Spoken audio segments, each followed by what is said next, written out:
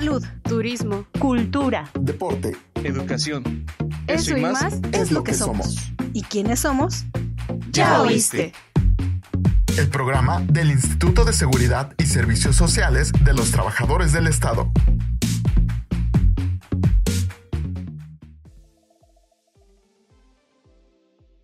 Hola, ¿qué tal? Te damos la bienvenida a un programa más de Ya Oíste. Yo soy Jonathan González y en esta ocasión nos acompaña el doctor Eric Iván Trujillo Vázquez, que nos hablará sobre disfunción eréctil. Hola Jonathan, ¿cómo estás? Muy buenos días. Contento y feliz de estar aquí con amigos hablando de un tema apasionante que es disfunción eréctil. Dígame, ¿qué es la disfunción eréctil y cuáles son las principales causas que provoca eso? Es la incapacidad persistente de mantener o conseguir una erección adecuada para poder llevar a cabo una adecuada relación sexual. Esa es la definición del libro. Ok, ¿y cuáles serían las causas que lo provocan? Como tal, no hay una causa exacta, o sea, no existe una causa realmente establecida. Existen muchos factores de riesgo que conllevan a una disfunción eréctil. Esos factores de riesgo son estilos de vida que lleva un paciente, por ejemplo, el tabaquismo, la obesidad, la falta de ejercicio, la falta de dieta, una dieta rica en carbohidratos, pacientes con hipertensión arterial sistémica mal controlados, pacientes con diabetes mellitus mal controlados. Entonces, como ves, no existe una sola causa, es un trastorno multifactorial que puede conllevar a una disfunción eréctil.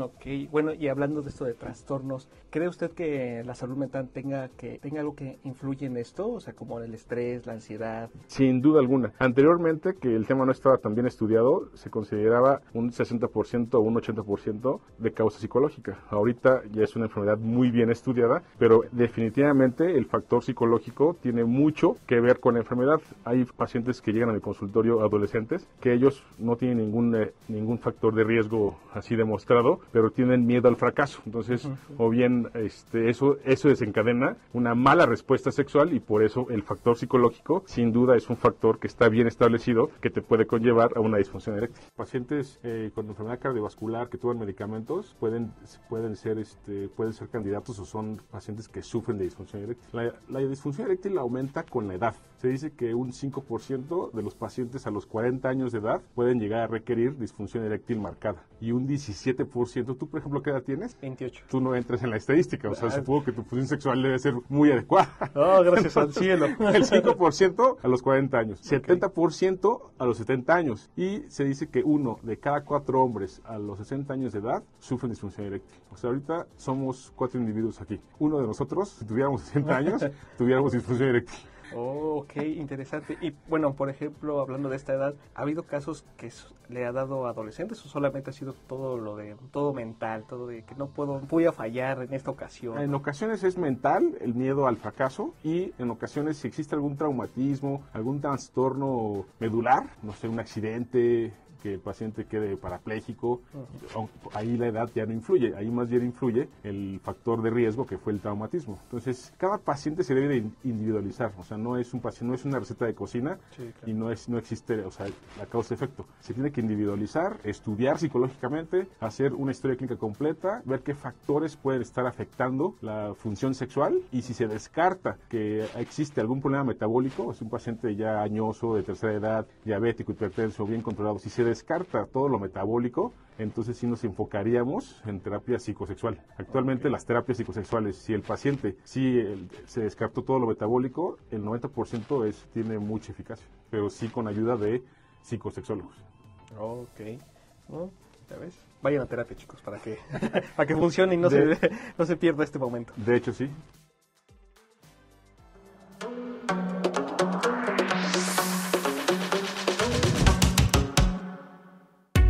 ¿Ya nos sigues en nuestras redes sociales oficiales? ¿No? ¿Qué esperas? Búscanos como ISTEMX y síguenos en Facebook, Twitter, Instagram, TikTok y YouTube. No te vayas, que esto aún continúa.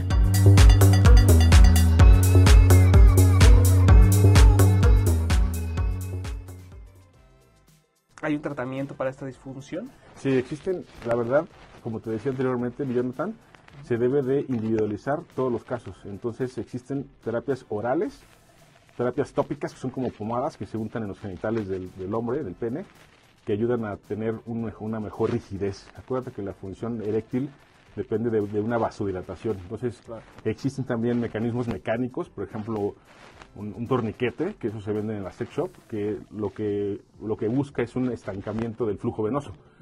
No se debe de ocupar más de media hora, porque si no existe ya después un daño a los nervios cavernosos. Entonces, existen medicamentos orales. Esos medicamentos orales existen muchas marcas, pero casi todos van a ser diferentes en cuestión de absorción y vida media. Yo siempre digo a mis pacientes, ninguna terapia va a sustituir el estímulo sexual. O sea, el estímulo sexual tiene mucho que ver con la respuesta al tratamiento. Entonces, se pueden combinar el tratamiento mecánico, oral, incluso la tercera línea, la última línea ya de tratamiento es prótesis de pene. La famosa bomba de flujo del Andrés García que existe la prótesis de pene y, como te dije anteriormente, se debe de individualizar. Un paciente diabético mal controlado difícilmente es candidato a una prótesis porque se puede infectar.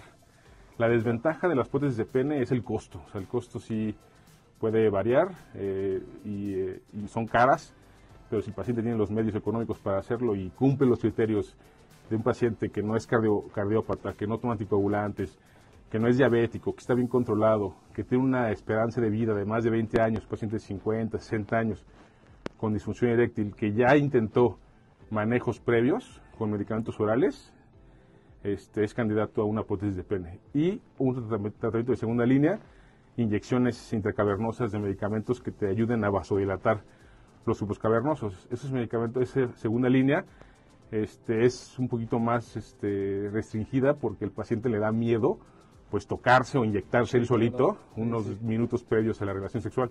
Quien logra vencer ese miedo a él inyectarse en el cuerpo cavernoso tiene una muy buena respuesta. Entonces, aquí el problema es la fibrosis que puede llegar a condicionar la inyección en el cuerpo cavernoso y el dolor que puedes condicionar. Y en ocasiones, si un paciente toma algún medicamento anticoagulante o algo, te puede llevar al otro lado, que es el priapismo, que es una erección dolorosa duradera. Ahí ya no estamos hablando de disfunción eréctil, estamos hablando ya de una consecuencia de una disfunción eréctil maltratada. Por eso es bien recomendable que un paciente no se automedique. O sea, tiene que ir con su médico, estudiarlo, no nada más es tómate la pastillita mágica. Y ya con eso. No, el ayudo psicológico es muy importante para lograr vencer el miedo al fracaso. Ya después de ahí hay opciones para tener una muy buena respuesta sexual. Ahora, también es algo muy importante, hay pacientes que con una sola toma y no funcionan, dicen, no, ya tengo disfunción eréctil. No, o sea, el paciente debe tener un cierto tiempo con cierto tratamiento. Y es con fases, medicamentos orales, inyectado o en la prótesis. Entonces, después de 8 a 10 tratamientos, se considera que el paciente ya se fracasó a esa línea de tratamiento. Ok, hablando de estas pastillas mágicas, o sea, también no es, sí que leer las instrucciones, ¿no? Porque tampoco es, ya te lo tomas y ya a los 10 minutos ya está. No, tienen un periodo de absorción. Y además hay medicamentos, el sildenafil, que su marca es muy comercial, mucha gente lo conoce, la pastilla azul, que te tarda de 30 a 40 minutos en hacer efecto, en lo que se absorbe. Si tú le sumas a eso, si el paciente tuvo una dieta rica en grasas o alcohol antes de la ingesta del medicamento, no se absorbe, entonces no va a funcionar. Entonces es bien importante las indicaciones propias del medicamento. Esa es la receta secreta del urólogo y el psicólogo, porque no nada más es ir a la farmacia, porque si tú ves en las farmacias te las venden sin ninguna receta, pero sí tienes, y hay varias marcas, y la verdad es que todas actúan igual, todas su finalidad es vasodilatación, para mantener una adecuada erección, porque relaja el músculo liso. Entonces, la receta no es ir a la farmacia y comprar las pastillas. Precios hay muchísimos, hay genéricos, hay patentes. Más bien es estudiar bien al paciente y enfocarlo al tratamiento adecuado. Y los efectos de los medicamentos también muchísimos. O sea, dolor de cabeza, se ponen rubicundos así en el rostro, taquicardia, distensión abdominal. Los efectos también, si un paciente no está consciente que todo medicamento tiene su efecto adverso, y no se los mencionan o no los conocen, se espantan. Entonces ahí es cuando ya viene que van al urólogo porque el medicamento le condicionó taquicardia, ansiedad. Entonces ahí es cuando entra, sí, claro, la labor de decir, a ver, vamos a cambiar a otro tipo de medicamento y ver cómo te funciona. La dosis también es súper variable. Hay de 5, 20, 50, 100 miligramos y eso va a depender de la intensidad de la relación sexual. Pacientes recién casados, pacientes añosos, pacientes, no sé, con varias parejas sexuales que van a tomar varios medicamentos o varias tomas. Hay ahorita actualmente dosis de 5 miligramos diarios, tengas o no tengas vida sexual, para que cuando la tengas una muy buena respuesta. Pero insisto, todos los medicamentos van a depender de la integridad del sistema nervioso para que funcionen y de la estimulación sexual. Los medicamentos no inducen la respuesta sexual, la mejoran, pero ninguno la induce.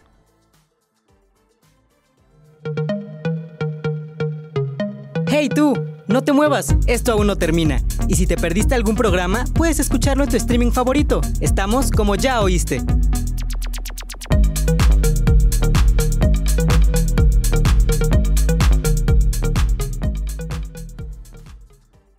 Las bromas que nos enseñan en YouTube de esos videos donde le ponen en una agüita y se la dan a su compañero no funcionan.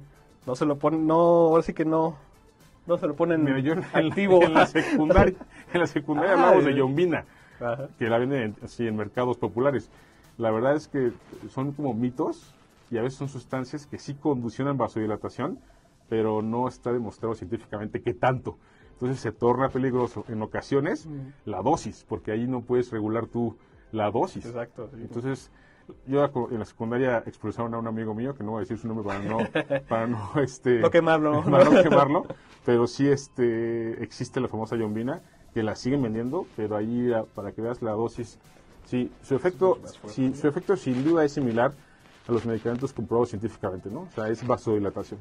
Hay que estudiar al paciente que no tenga ninguna cardiopatía o que no tome algún medicamento antihipertensivo o que no tome algún anticoagulante, porque entonces ahí sí el daño no es propio por sí por el medicamento, sino por el efecto que condiciona el medicamento, que es vasodilatación. Entonces ahí sí existen, claro, problemas en pacientes que toman nitratos o pacientes que son cardiópatas, que sí hay que tener cuidado en la dosis. O sea, no hay que darle, generalmente se recomienda una pastilla o 2 por semana máximo, pero no estar tomando así frecuentemente las pastillas porque el efecto sí es vasodilatación. Entonces ahí sí te puede condicionar un infarto agudo al miocardio, o sea, una consecuencia, exacto, propia de la ingesta crónica de medicamentos, sí. ¿Qué papeles juegan estos cambios que usted ya nos mencionó, de comer bien, hacer ejercicio, tal vez ir a terapia? ¿Cómo son estos cambios a favor de estas personas? Sin duda alguna está descrito en la literatura que el cambio a un buen estilo de vida, por ejemplo, hacer ejercicio, comer sano, evitar fumar, no consumir abundante alcohol, controlarse bien sus enfermedades metabólicas, diabetes, hipertensión, sin duda alguna mejoran un 80% de la calidad de vida del paciente. Y a veces la pastilla, le puedes dar una microdosis de 5 miligramos y la pastilla ayuda a aumentar la respuesta. Pero quien hace toda la labor ahí es el cambio al buen estilo de vida, sin duda. Excelente, ya ven. Hagan ejercicio, coman bien, frutas y verduras y duerman mucho. Sin duda, mi Jonathan. La verdad es que sí. Ya después, posteriormente, en pacientes ya con ciertas indicaciones de tercera edad, se pueden medir niveles séricos de testosterona. Y esa testosterona es la hormona masculina que a los 18 años está hasta el tope. A cierta edad empieza a bajar. Calenturientos. Exacto.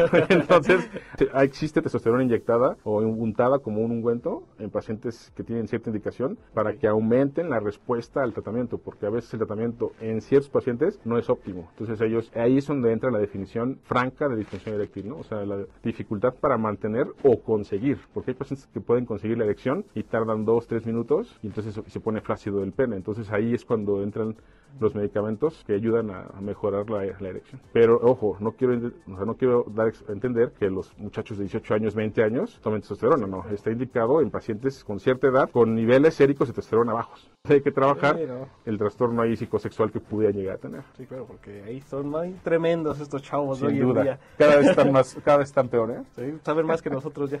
Sí, la verdad es que ahorita las redes sociales y hay mucha información y a veces la información no está científicamente comprobada. Eso se torna un poco peligroso porque entonces si el amigo te la da, si vas a la farmacia, te la da el que te atiende, ahí es cuando empieza el problema. Hay que tener en cuenta también, por ejemplo, actualmente el uso de drogas de los adolescentes. Si lo combinas con un medicamento que te causa vasodilatación, te causa priapismo. Entonces sí es muy frecuente que lleguen a hospitales en urgencias paciente con erección de más de 12 horas. Y entonces eso es peligroso, porque entonces ahí sí hay que hacer otras maniobras y la consecuencia del priapismo a la larga es disfunción eréctil. Uy, no, sí se escucha fuerte. No te lo aconsejo. No, está bien. Yo estoy bien. Sexualmente creo que estamos bien.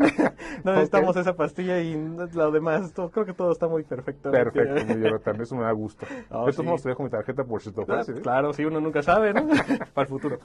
No, doctor, un mensaje ya para acabar este programa que le tenga que dar a los jóvenes, a las personas que ya tengan esta enfermedad, apenas a los adultos, jóvenes también. Pues mira, lo que te pudiera decir es que no tengan pena, hay mucho tabú. Entonces yo lo que puedo aconsejar es que hablen, o sea, es un tema que es un tabú, que a la gente le da pena, le da miedo hablar del pene, hablar de la vagina. No es un tema que existen enfermedades propias de los órganos reproductores, Sí, claro. que si se detectan a tiempo, son prevenibles. Hablando de cáncer testicular. Hablando de la disfunción eréctil, pues no es una enfermedad como tal, o sea, es un trastorno como consecuencia de enfermedades. ¿Es prevenible? Pues sí, si tenemos un buen estilo de vida, ¿no?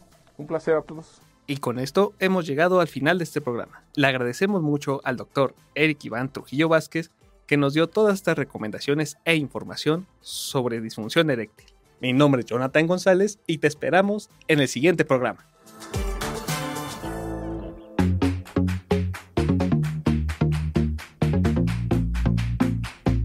Salud, Turismo. cultura. Deporte. Educación.